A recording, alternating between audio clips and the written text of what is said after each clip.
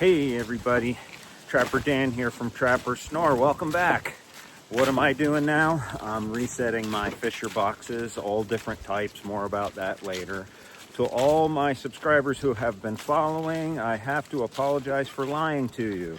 I told you the next episode would be about my trapping trip in central New York, and I have to tell you that was amazing. And I promise it's coming up, but it's a lot of editing because it's a lot of content. On the way back from that trip, I found a treasure. You know what treasures are in trapping? Experience. You know what experience is?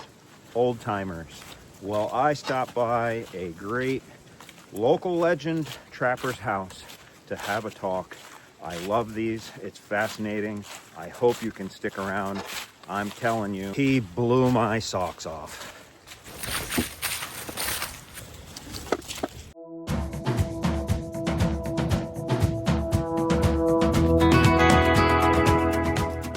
With Trapper Glenn Bold.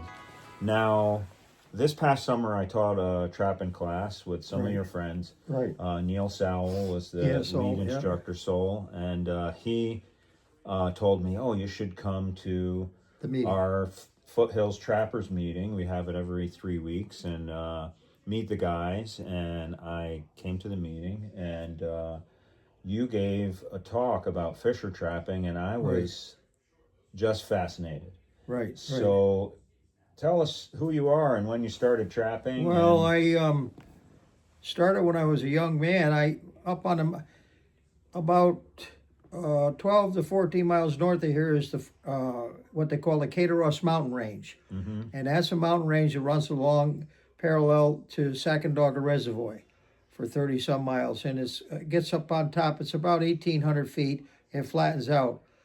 So years ago, my great uncle had a camp up there, and we deer hunted out of there. Well, of course, I was just starting to hunt, and at first I didn't even carry a gun. I was that young. Yeah. But I saw a fisher in the woods.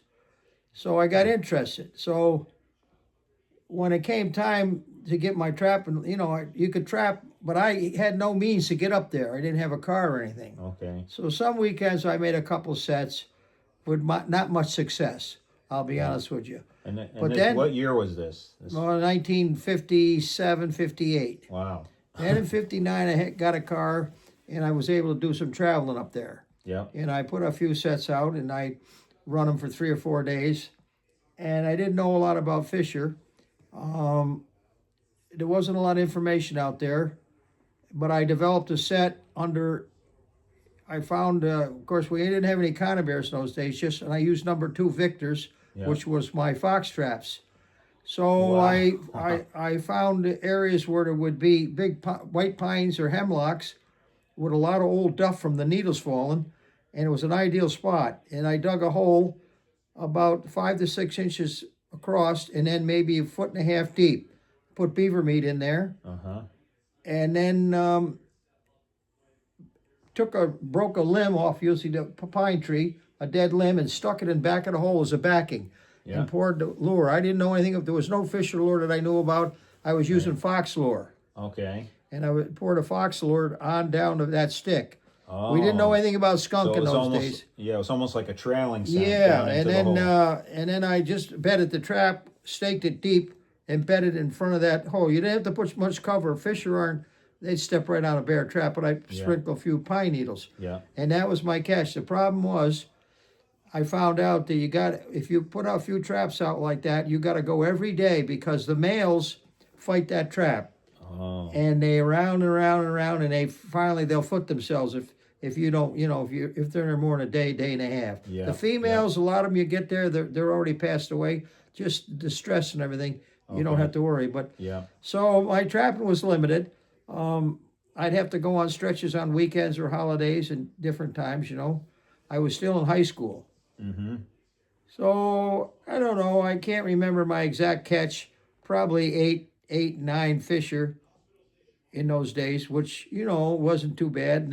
And down home, I lived below here and on a farm, and I had a few fox, few mink, few coon to go along with it. But I thought I did pretty good. And then once I got out of high school and got to going, and I started getting up in them woods, and of course I knew all the country from going there with my uncle. Yeah. I knew all them mountains and back country, and at that time I had an old Jeep, and there was a lot of old logging roads. You could go for miles and miles. So I started expanding, and my catch got up into, well, you could only take up to, I think, 5 or 6 fisher up until 1961, and then they took the limit off. Oh, okay. Then you could go beyond, Yeah. But I don't know. The first few years I caught probably in the 20s, which was pretty good. They weren't worth a lot of money then. I can remember selling fisher back then in those early days, and you were getting anywhere from $26 to $36. Okay. That's this is what in the late 60s. Yeah, that's what they were worth. The fur boom hadn't hit yet. Right. And of course, as time went on,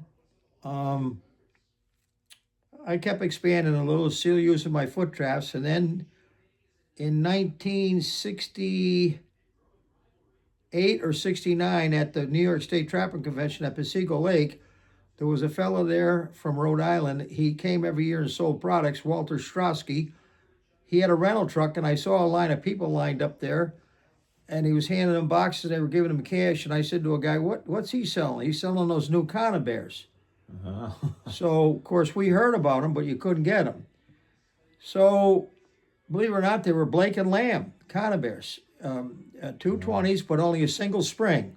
Wow. They didn't have double springs in the early days. So I bought a few cases off them, and I didn't know nothing about them. I was fooling around, figuring out how to set them, and, you didn't know much about them. We never handled them before. Yeah, nobody did. I knew a fellow that was at the convention. He lived in New Hampshire, and they had them for a year or two over there ahead of us. So he drew me a diagram. He said, here's what we're doing. We're putting them on a slanted tree. Yeah. We're tacking them on or wiring them on. We're putting a bait above there. We're putting some lure on the tree, and you can put some camouflage on them, whatever you want. So I fooled around here and made a few sets in the summer, just getting used to them, Right. They worked the nuts.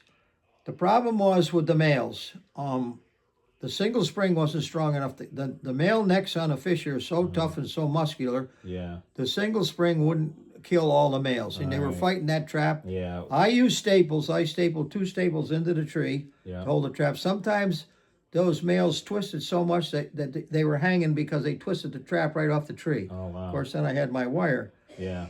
So then I heard that following summer, that you could buy springs and put them on. So I bought extra springs and made them all double spring. Plus I bought some more. So I had probably at that time maybe 50 to 60 Conibears, which, I got out. I had a good line going up north. Yeah. There was no seething below 29 up here. Everything was in the North Country. Now, just for the viewers here, this is New York State, and is this the Adirondacks? Where I'm trapping, yes, which is about 4.5 miles from here, up to above 5 miles above 29. Okay. That's the cutoff zone. Yep. And then from there up, it was open. Yeah. So I kept working at it, and I got, better and better at it. And we had a very good fisher population in this part of the country. Northern Saratoga County, Warren County had a good population. Parts of Hamilton County also had a fairly good population. And some sections of Fulton, northern Fulton County, also had some good fisher country. So, because I knew other trappers that were operating. Yeah. And so I went from there, and I kept growing. And then, of course, I trapped other animals, too, on the side. I had different things going on. Yeah. But then I think it was in 1980, I saw my first fisher below 29 on a farm, on a cornfield, in, I think, around 83. So, of course, there's no boundary. You knew they were coming down here. Well, the population got below 29, and it stayed open the season up below 29. I think in 88 or 89, around in there. So in New York, we call this the northern and the southern zone. Yeah, yep. So they The southern southern zone. zone. And, of course, the fisher proliferated much better down here because the farm country has more different types of wild berries, wild grapes, wild apple trees, and the fisher eat all that, and more nut trees. Yeah. And there's more food down here. plus more small game for the fisher. Right. More Squirrels, squirrels and everything else. So I've only seen a few fisher litters in my life, and up north I've seen two fisher with, and they both had one. One had one young, and the other had two. Down here I've seen two fisher with three each. But a friend of mine had a female go across her lawn back in the late '90s, early 2000, had four young with them. Wow. So they were doing, the health is better. It's just like Yeah. deer in the Adirondacks. You don't see deer very seldom with twins. Yeah. Down here you do because the farm country is better. Now, you were saying also at the meeting, you were talking about when you trapped fisher up there, you really didn't witness that they had a pattern. No. That you basically just No, went out in the woods and put a You got to leader pole kind up. of they move all the time. They don't have runways and such, but they have stretches of woods that they travel through. And once you get to know where you're catching them, then you say, oh, you can take a ride on a road or take somebody in the woods and say, boy, there's a good fisher spot. How do you know that? I can just tell by the terrain. The type of terrain and the what woods. describe that a little bit? Well, it's it's not always just all conifer. It's mixed hardwoods and conifer and such. But they like little thickets and thick, where the food spruce is. and hemlock and stuff like that. And of course, when the snows come under them trees too, you're better off. You're protected more. Yeah, because you're so trapping in the snow. and not only that, you kind of can hide your trap from the hunters a little more too, and them kind of patches. Though I've had years where we had tremendous beech nut crop, and the fisher love beech nuts, and they'll eat them till the snow hits because they won't scratch through for them. If an inch of snow falls on the forest floor and covers them beech nuts up, them fisher just done walk with right it. over. They won't scratch through.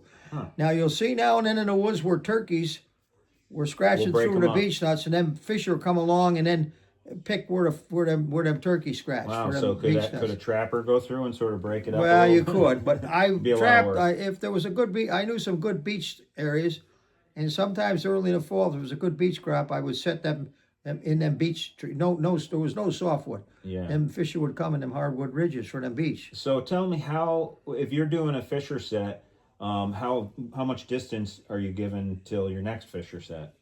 Oh, it depends where you're the terrain in that. But if you get in a hot spot, and there's a lot of fisher sign, I sometimes run two within 50 or 100 feet of each other. And I've had many doubles over the years. Yeah. Yeah. And Getting a male and a female. yeah, or you get two. Yeah. But usually just I run one set, and then depending on the terrain and where you are, you move on.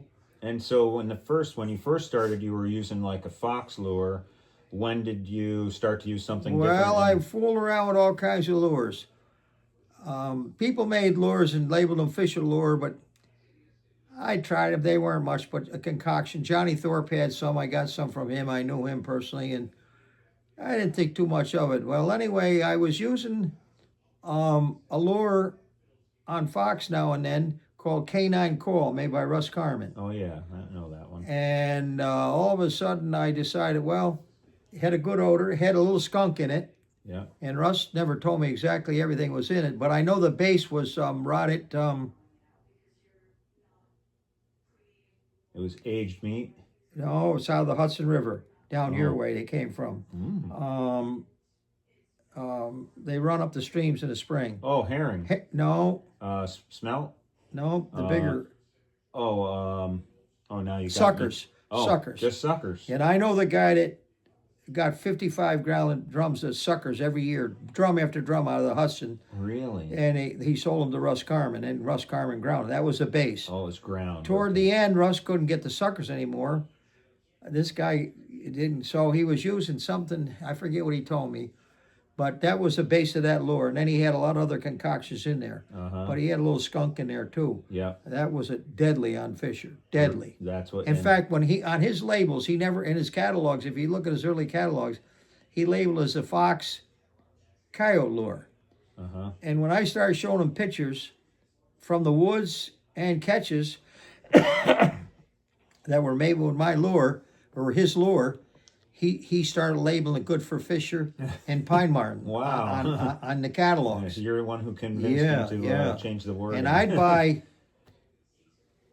Well, I didn't buy directly from him. I bought from a guy that was in a trap business near Roscarman in Pennsylvania called Bill. Can't think of his last name. He's passed away now. But I ordered gallons, not really? pints. Oh, yeah. But I ordered them in the big pint bottles. Yeah. You know, and where did you put it? Is this up in a tree near yeah, the let it run down the tree. Yep. You know, I used a little bit of skunk.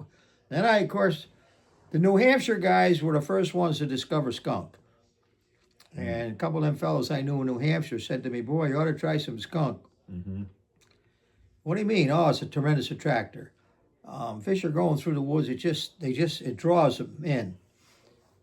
And I said, "Well, why do you put it up?" "Well, we're mixing ours with Vaseline and different stuff. We're melting down the Vaseline and putting the skunk in there, yeah, and mixing it up." So I did that, and from then on, I was using skunk nearby. You know, not on the set itself on the log, yeah, but a nearby tree. Somewhere to bring them into the area.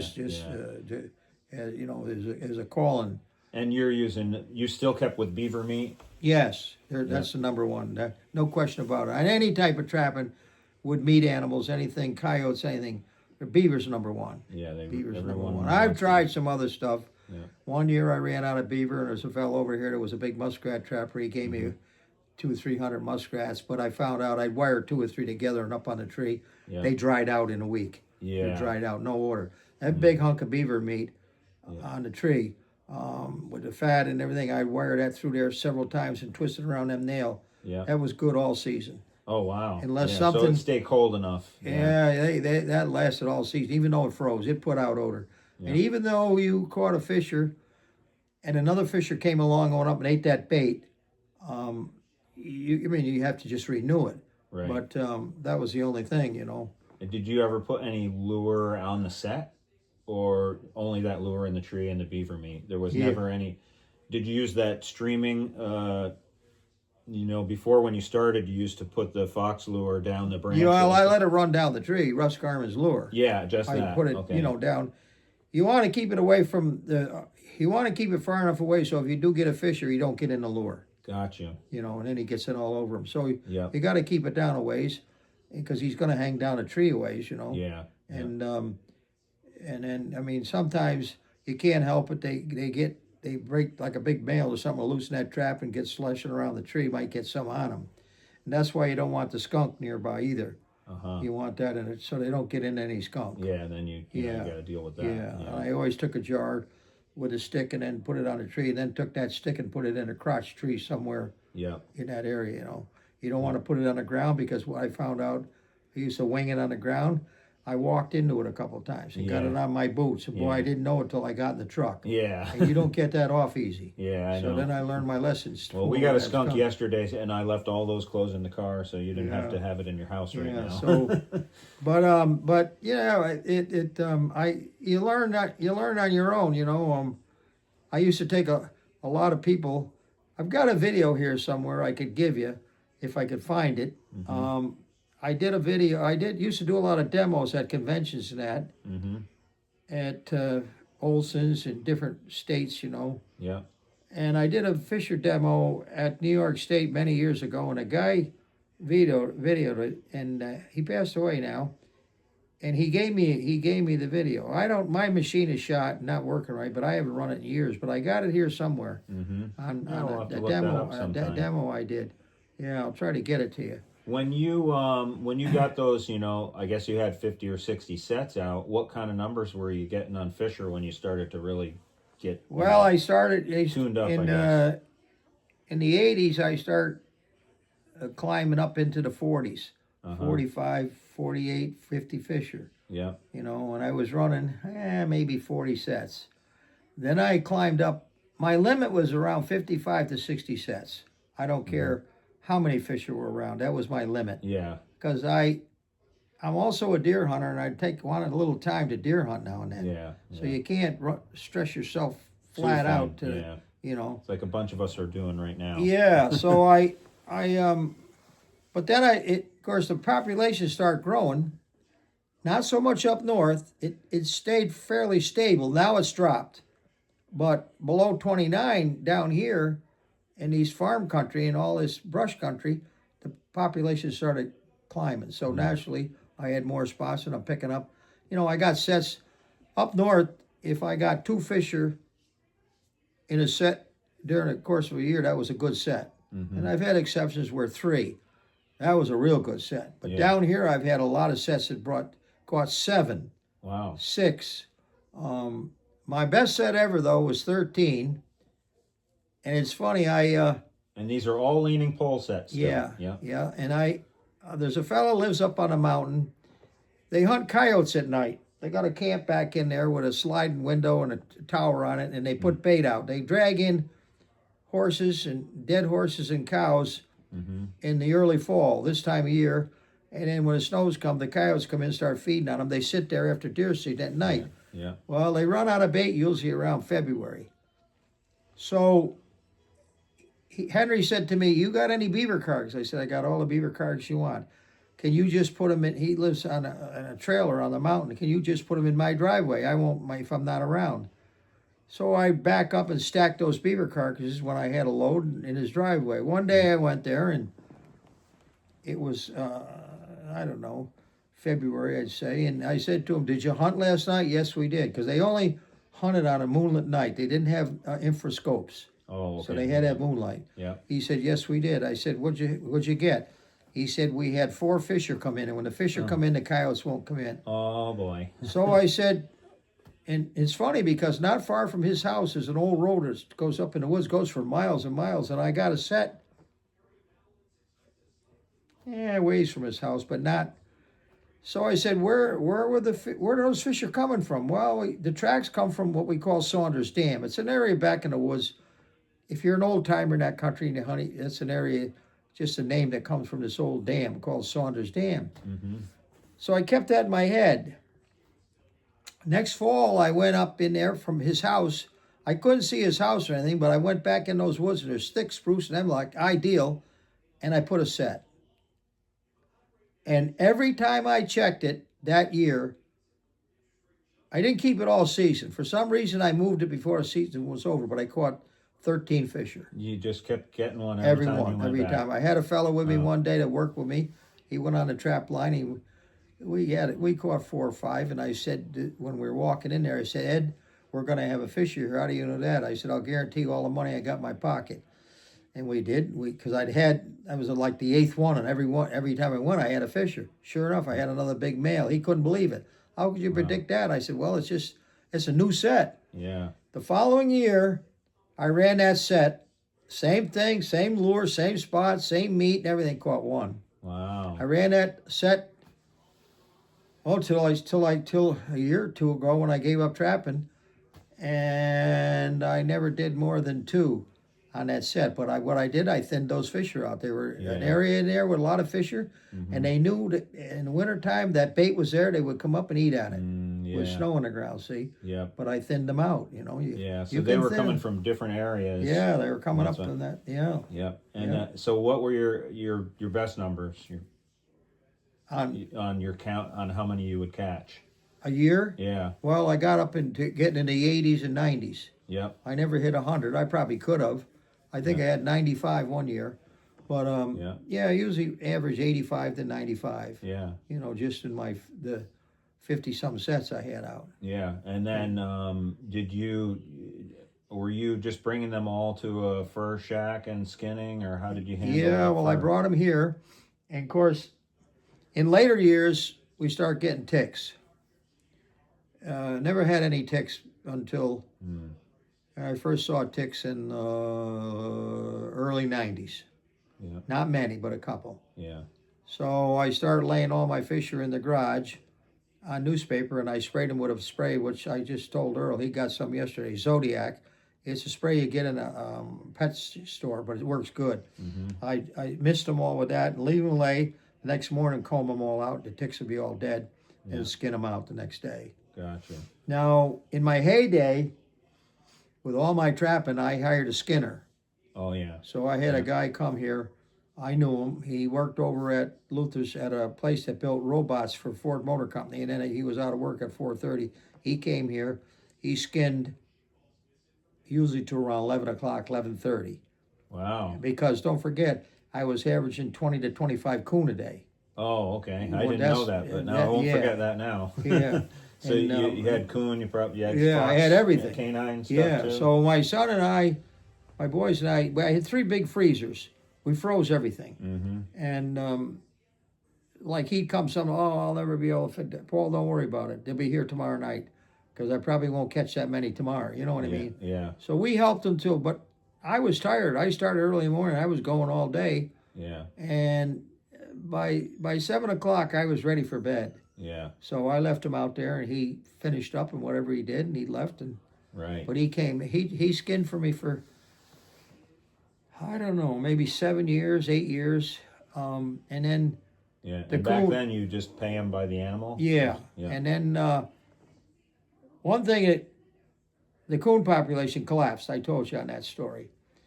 Down here below the house, about 2 miles, is Boston Lake. Mm-hmm. In the 1800s, late 1800s, early 1900s, there was 2 mammoth amusement parks on that lake. So most people lived in Schenectady. It was the closest big metropolis. Didn't have cars. I mean, a lot of people, 40,000 people worked at General Electric Company. Probably 25,000 of people didn't even own a car in Schenectady. They walked to work or took the trolley. Right. So they put a trolley line, electric trolley line out of Schenectady all the way up to that lake and on up through, and it ended at Boston Spa. Okay. And they brought them people up to those amusement parks. Wow.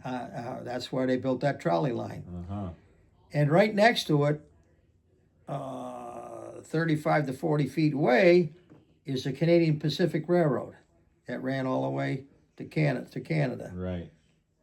So that trolley line, when I moved out here, that trolley line was long gone. They had picked up the rails and everything, Mm-hmm. and it was just history, and all you saw was pictures of it. Right.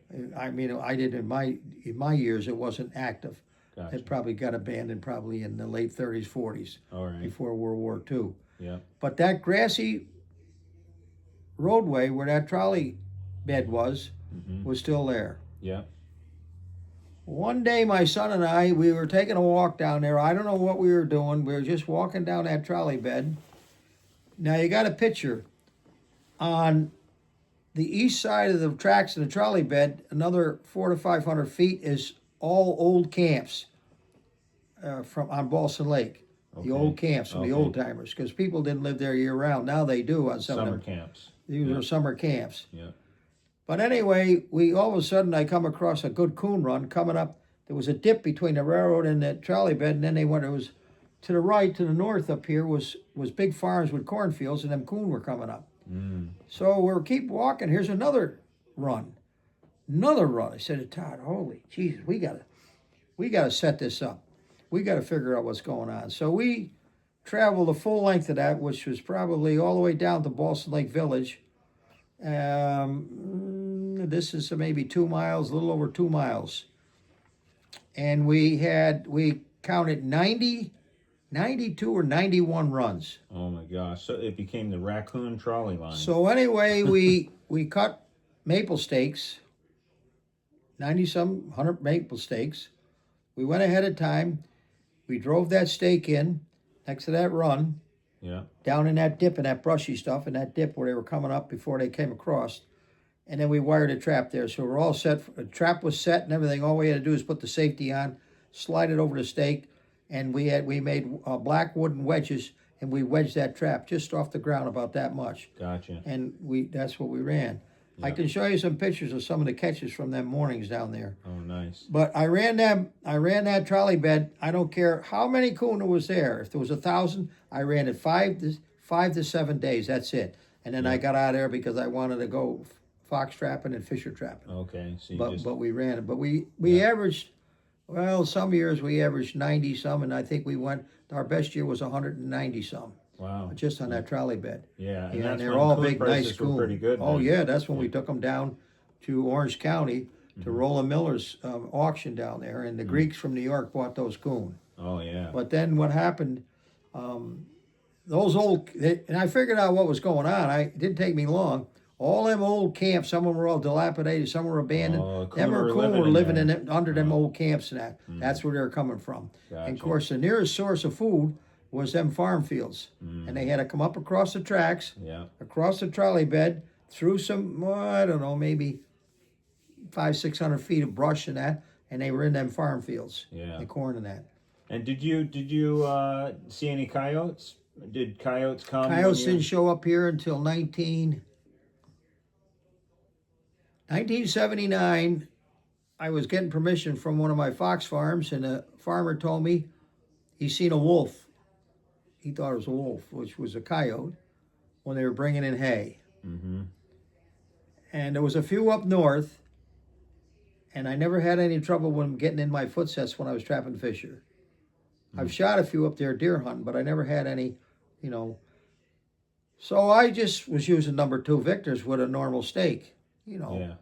Well, it wasn't, man, I don't think that year, but a year or so after that, all of a sudden I get to a set and boy, it's all tore up and everything, and the trap is gone, the stake and everything, and it was a coyote.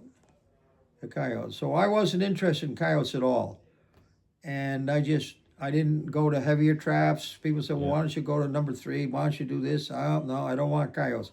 I hated them. I hated them.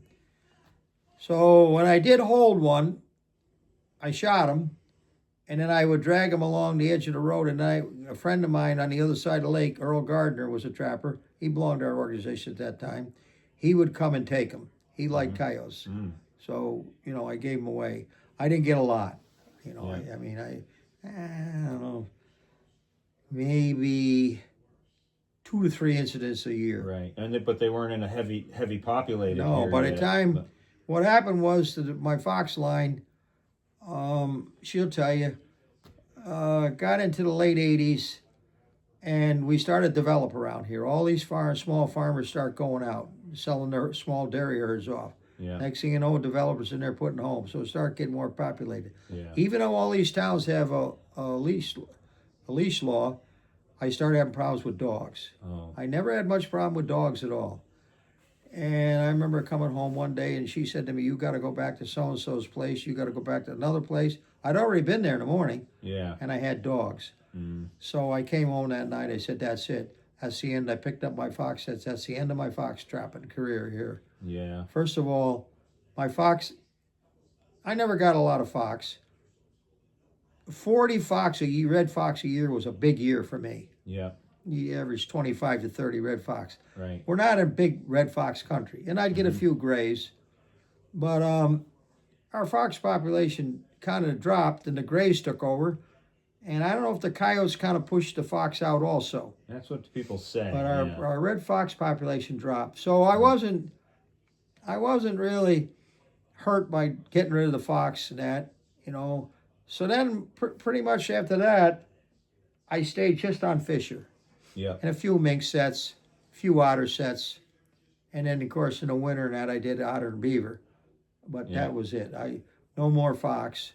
And the coon was long gone. They'd already gone through the rabies thing. It was even hard pressed to find a coon track in around the area. Right, they got for a while. They're coming back, and they never came back strong. They came back, but they're very, very weak in these areas. You know, old barns that I know that used to have, there'd be runs coming out of under them old barns. I had a guy down here wanted me to trap, and they were under. I got 8 or 9, 10 coon for a couple of years out of that old barn. You go there now, that barn's still there. You might be 1, 2 coon. You know, they're not. They're just not there.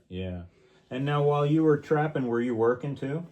Yeah, I worked for UPS. Okay. So luckily, I had a good supervisor, and I built myself up to 3 or 4 weeks vacation. And then I asked them if I could take time off without pay. And every year they let me take off. I usually left around the 25th of October, and I had to come back on December 3rd. That was a deadline. That was in our contract because of the busy season. So even though I might not have had quite enough vacation to cover all that, I took that time off without pay. And my supervisor, he says, as long as I can get somebody to cover for you on your route. So that worked out really good. and you just went for it. You got your deer hunting in, you got all your everything. trapping. Yeah. And so you were telling me you basically passed your trap line on now? Yes, to a fella there, Earl Taylor. I got to a point a few years ago with this disease. I just didn't have the strength, and I couldn't pound the log anymore for the splint. You got to pound that splint out to get those baskets. Oh yeah. You got to pound it out. We're going to take a look at your baskets, and I'll show you some pictures. That. Yeah. But I couldn't do that, so he worked at Skidmore College as a plumber, and he retired. And I knew him, and he asked me. He said, I'd like you to teach me how to make baskets," which I did. He's got a little nice shop up there, and skidded shop and everything. And then I said, "Would you be?" He did some trapping. Yeah. So he was down to big trapper, but he did some fishery, he had some spots, and he did some fox and coyote. And I said, "Would you be interested in taking my fishing line over?" "Oh, yes." So I took him around, and one summer, 3 years ago, was it 4 years ago? No, it was 3 years ago, and I introduced him to landowners that gave me permission, and then spots that I didn't need permission, I showed the spots in the woods. And at that time, I had switched over to about 40% cages. Okay. 50% cages. I built my own cages, and I used a Sauveurs, a trap made in Canada, and boy, it was just deadly. And I liked the cages. They had a lot of things going for them. You had no problem with birds anymore. Right. And you had no problem. You very, very, very rarely lost bait. The animal went in there, they were done. Committed, yeah. And they worked good. So I had a lot of cages out on my spots, and I showed Earl on the cages. He took them cages. He built a lot since then. Okay. He's 100% cages. Okay. He's 100% cages. And he's using the same areas and sites. Yeah, same spots. And of course, we lost a few spots. Had a real good spot down here off Blue Barns Road and wooded. Oh boy, I get 5 or 6 fish here every year. Well, I went by there this spring, and they were clear cutting all this woods. And I mean, so they must be going to build homes there. No, they put a solar field there. Oh. About a 20-acre solar field right in this spot, Oh, geez. But so you lose, Yeah. And then another thing down here go across this road, Brookline, right down here, a fella I know, a tree guy, he had some land there and woods, and the guy, he didn't own the woods, but we used to go in there. They didn't care. I'd get 3 or 4 fish there. It was a good crossing. Yeah. Well, they logged there, big time. Oh. Big time. And once they logged, that affects Fisher. Yeah, it does. They cut all the hemlock and spruce, and they thinned it right out. Now, Earl's going to put a set there. I don't know if he did it yet, if he set that one yet. Anyway, he went in there and looked it over. He said, "Oh, boy, they whipped it pretty good, but I found a couple. I'm going to try a set because they might still come through here to cross over." Yeah. So he's going to try it. But I'll have to see what lumber, happens. it has a big effect. Gotcha. I lost a lot of good spots with logging. And land changes hands, I had a big piece of land, almost 4,000 acres, up here on the top of the mountain, and it was owned by Sweet Lumber Company out of Warrensburg. Oh. And he had no posted signs, the roads all through there, logging roads. You could trap it, hunt it, whatever you wanted. Yeah. And I trapped that for years. Well, then he sold it a few years back before I got done trapping to a timber investment outfit out of New York made out of doctors, people with money that just... Yeah. And of course, they split it all up and leased it out to clubs. It's all gated now and posted. Wow. Oh, so we lost all that country. Wow. And that was good in the heyday, that was good for 16 to 18 fisher. Yeah. Yeah, that big block. And that was right in the middle of your season that happened? Or was you got the season No, done? I got season, but I knew they were going to sell it. Yeah. That happens. You lose, land. It's just the way it is, And paper companies... I trapped a lot on paper companies. Finch Brine and International Paper owned a lot of land on that mountain range. Mm-hmm. And you could trap and hunt it, and it was, I knew it all. I knew every inch of that for miles and miles and miles.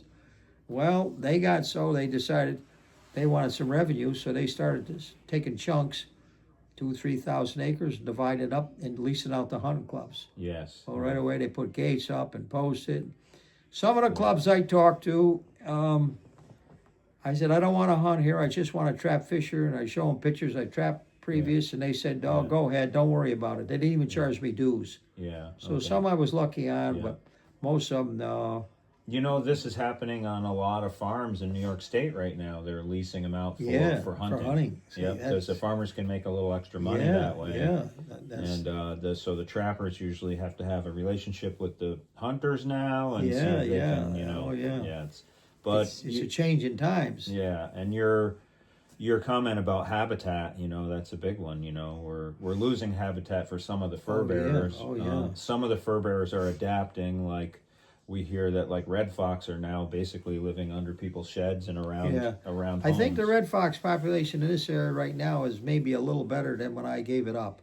And of course, I know grays are they're steady because grays like that brushy, growed up farm country. Yeah, we got plenty I don't of get that. any grays where I trap, and the gray fox, I guess nationwide, is having a bit of trouble right now. They don't know why. I know there's some one thing studies. about a gray fox, he won't have any fleas or lice or ticks. I mean, Oh, really? yeah, no ticks on a gray fox. Why is that? I don't know. Huh. I don't know. Huh. Somebody told me something in there.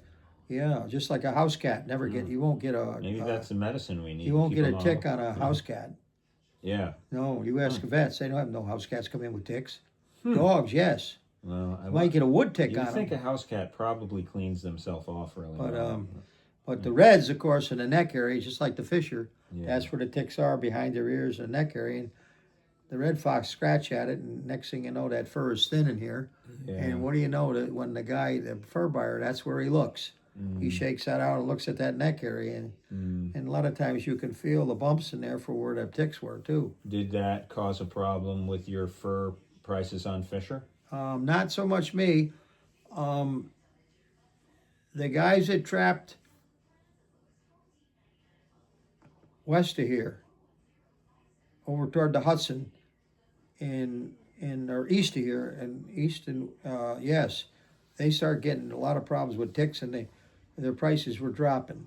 They call them shotguns. You know that. That's the term they use at the fur price. With all the little holes in them. Right. And they hold them up to the light, and they can see all them little tick spots, and then they're It looks like a shotgun blast. I didn't have too much of a problem. I had a couple spots on my line up here north in Rock City Falls area where it's very sandy, and I would get a lot of ticks. The northern zone above 29, you get very few ticks. Yeah. Now and then. Right. You know, just like deer. Colder zone, yeah. You don't get the ticks. Yeah. But now Earl, he'll deal with ticks this year. I don't know if they'll be any bit worse than other years or be about the same. Who knows? Yeah.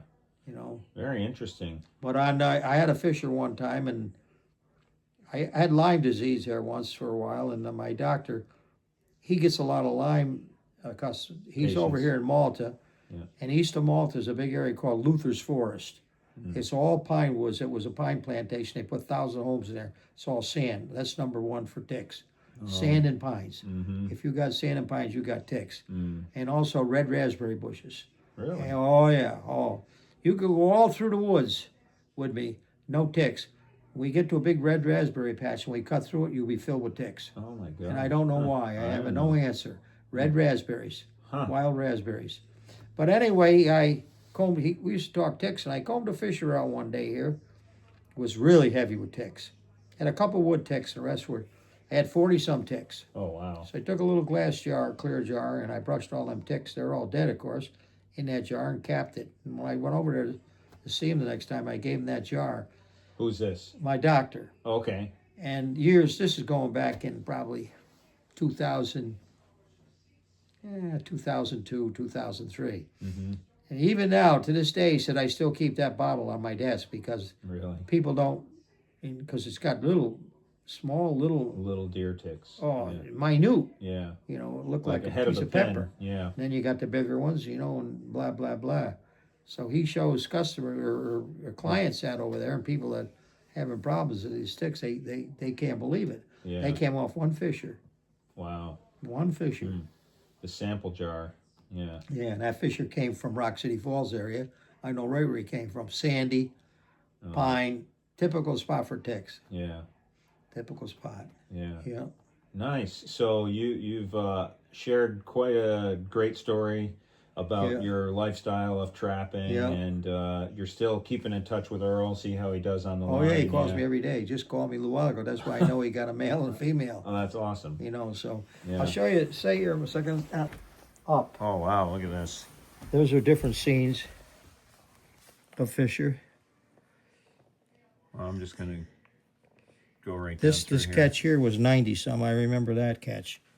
This one. I don't know what year it was. Which one was it? This one here with the white seals on them. Yep. There's a morning catch on a fishing line right there. Yep. Look at this wall above it, the one right above it. Yeah. That's quite a few. That was 80 some. Yeah.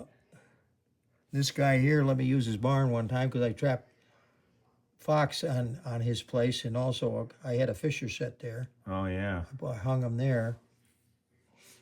But amazing. That's in the early days, way back, because don't forget they had to be leather out. Oh yeah. Had to be leather out. That's way back. That's in the 60s. Early 70s. You got a Scout there? Is that a Scout? No, oh, Bronco. Always had Bronco. Broncos. We got one. We still got one. Nice. Here's another morning catch. I know right where that picture was taken. Good Fisher spot. Here's well, a you catch. don't have the Bronco in that one. You got the GMC. Yeah. This here, a friend of mine lives in Pennsylvania, and he came up to go on my trap line. He said, how are we going to do? We're going to do real good. Why? We had a wet snow night before. Uh-huh. And I didn't check every set that day before, and we checked them, and we got 15. And I had one more set to go. It's about a half-mile walk on a friend of mine's farm back in, but it's a good spot. We take 6, 7 fisher there, and I said, well, we'll have 16 fisher. Well, he had a new pair of boots on that day, and his feet were raw from all the walking. He's not used to it walking that I did. Uh-huh. He said, I can't make it. So we let it go. Came home here, took some pictures. He had to be to the dentist in Lower Pennsylvania, 8 o'clock the following morning. He left here. I wanted him to stay overnight. He said, no, I can't. I got to go to the dentist. But I went and checked that first set the next day on Carl Pickett's place, and sure enough, I had a big male. And I said to him, I know it was in there a day or so. So I said, we would have had the 16. But that was a good day. I had a couple days around that like that, you know. I was there. Wow. And what's the deal with the snow? With you saying when you got a storm or snow or wet weather? Oh, yeah, the Fisher move. Ah, okay. Oh, boy, they're on the move. Damp day. Wet snow's the best. Really? Don't have to have a lot. No, you can have a 1/4 inch of wet snow. Oh, boy, you'll have Fisher in your sets the next morning. Okay, so it's supposed to rain tomorrow, so you're telling Earl you think he's going to have Fisher. Ah. Oh, no, they're going to move. Even though there's a lot of feed out there and such, yeah. He's going to have Fisher. Yeah, I didn't know. I gotta get home and get my Fisher sets going. Yeah, I told him you. And you also made pack baskets, so I really would love to I'll see show your. you some pictures here. There's some red fox. Yep. Red fox. That's my 2 boys. They trapped a little around here. That's some coon they caught around here. Oh, okay. Yep. And I don't know, there's a little bit of mixed. I got a lot of these are just mixed. Yep. You know, my daughter, she used to go on a trap line with me. Those beaver there, beaver. My boys with beaver. Yep. Yep. There's my son with a coyote that we did catch up by. We had a camp back. We had 2 camps. One in the woods back in top of the mountain here, and one in Blue Mountain Lake. Oh, okay. So we trapped out of them a lot. See, there's my set. With a big male in it, see? Oh, yeah. I'll show you more. They're all frozen because it was cold weather. So they were all, I had to take the traps and all on that deal. Okay. See them there? That's when I had a 4-wheeler. Just load them on. And there's where I used there's your meat. Yeah. And there's a Fisher. I had oak leaves there as a camo. That's what's left. So you got to hang down. You don't want the lure as far as there. Oh, okay. You want the lure down below there. Yep. Gotcha. There's some different morning catches. But that's right on the tree. It's not leaning. It's just right on the tree, kind of like marten trapping. Yeah, well, you don't have to have a super leaning tree, but you have a little bit of. Gotcha. This is some fur that I had in Little Falls. I took them to the auction in Little Falls one year. Yep. That's a morning catch on one little back road, right there. Fisher. I think there's an otter in there too, and beaver in that. Wow, one morning. Huh? Yeah, one road. That's just one road. That was busy.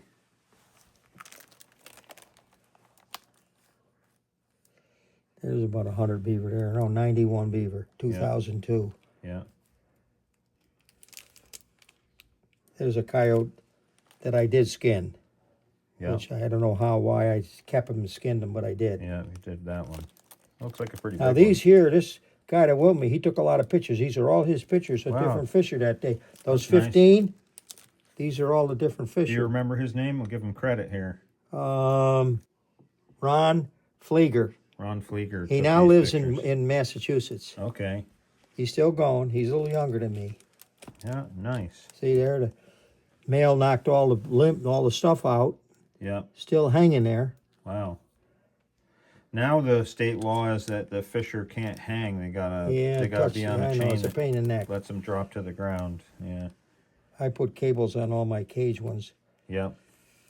But that's basically my set right there with the beaver meat and then the lures down here. There's my two staples. That's Yep.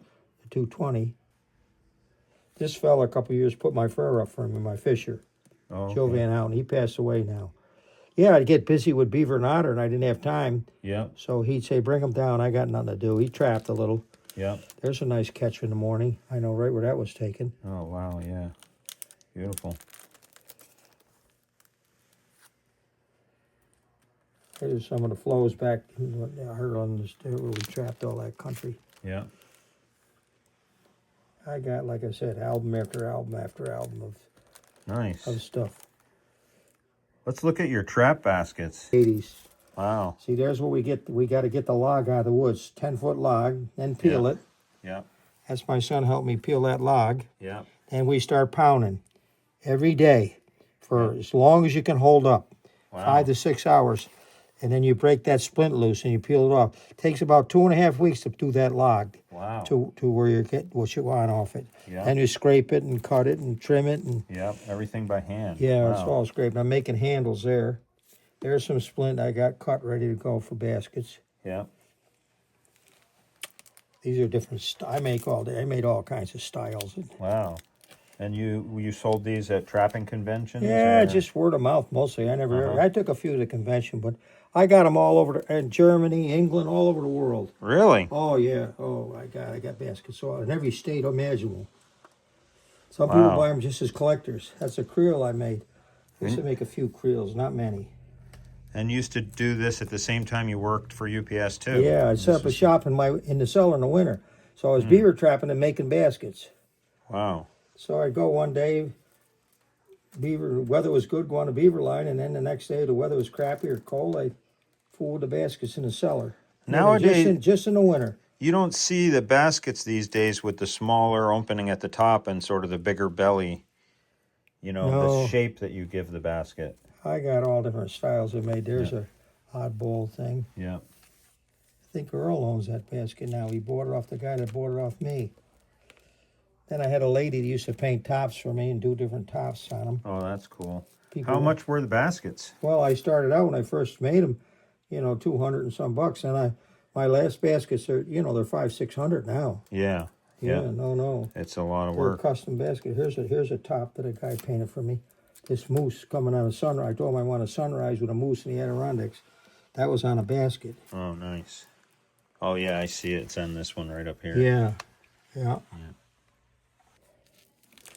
Yeah, so different styles. I did some, people want them painted a little and different things. You know. Man, you really did it. But anyway, that's the story on baskets. Yeah, and you have some here. Yeah.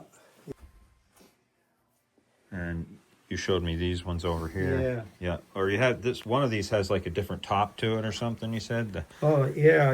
It's got the top on it is, instead of laced on, it's tacked on with tacks, copper tacks. Oh, I see. Yep. Wow. Different setup. I got my leather from Amish people. Really? Yeah, they all came from Amish people, the leather. Here's a morning catch, October 28, 1979, trolley bed. 7-day catch, total 104. Look at them coon from one day. They're all big coon. Wow. Every day. I trapped them usually 5 to 7 days. Yep. This year I trapped 7 days. Here's a year I trapped 6 days. I only had 99. Oh, yeah. Yeah. But, oh boy, They're no small coon either. All huge coon. I guess they were eating good. They were living Yeah, good. They had the yeah. trolley line to run, you know. Look at them. Oh, yeah. These are all skinned out. Yeah. Morning catch. Trolley bed. But anyway, that's kind of my story. Well, Glenn, I'm really happy you got to share the story with Trapper Snore and you were willing to. I know it's tough and you're not feeling well, so really appreciate Yeah, I you. wish I could keep going. Yeah. It makes me, when I go up over the mountain, I went to visit a friend of mine Yeah. today, Toby Edwards. He used to pick up all the fur in New York State. He has his leg cut off. Oh. Sugar diabetes, and I went up to visit him today. We went over through the mountains where I trapped. Man, Yeah. I want to go in the woods so bad. Yeah. You know how it is. Yeah, I know. You I know. It's calling you. It was Yeah, your life for many, Yeah. many years, you know. But, And you enjoyed it. And it's what it made you who you are. Yeah, no. Yeah. Well, thank you so much. All right. Yep. I'm going to get rolling down the road, but we'll be in touch, okay? Yeah, so you'll put this into a thing to put on your... Yeah, this will be on Trapper Snore. You know what Snore stands for? Yeah, you told me sustainability.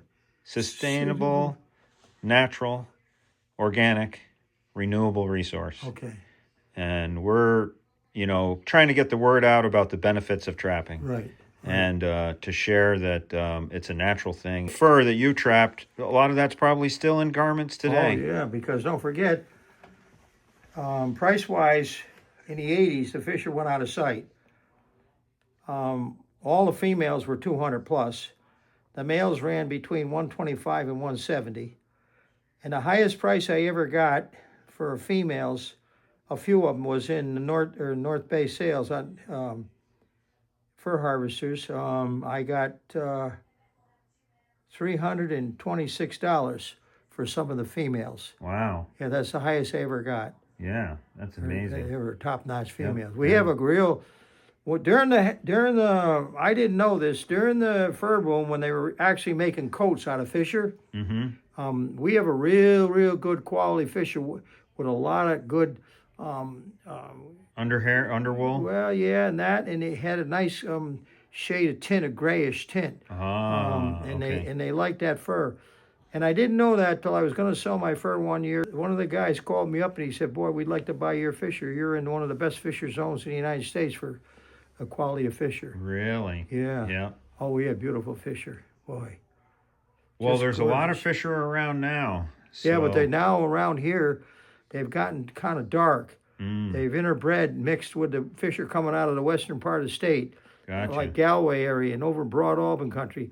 They mixed in with ours on the mountain, and now you don't get the pastels like you had. Oh, I see. Awesome. Well, all right, Well, Dan. yep. It been great to meet you, and I'll let you know when this is ready. And Yeah. we wish you. I hope you feel I'm better not a soon. guy on the computer, but my wife, she can get that on, Okay. Awesome. look it up.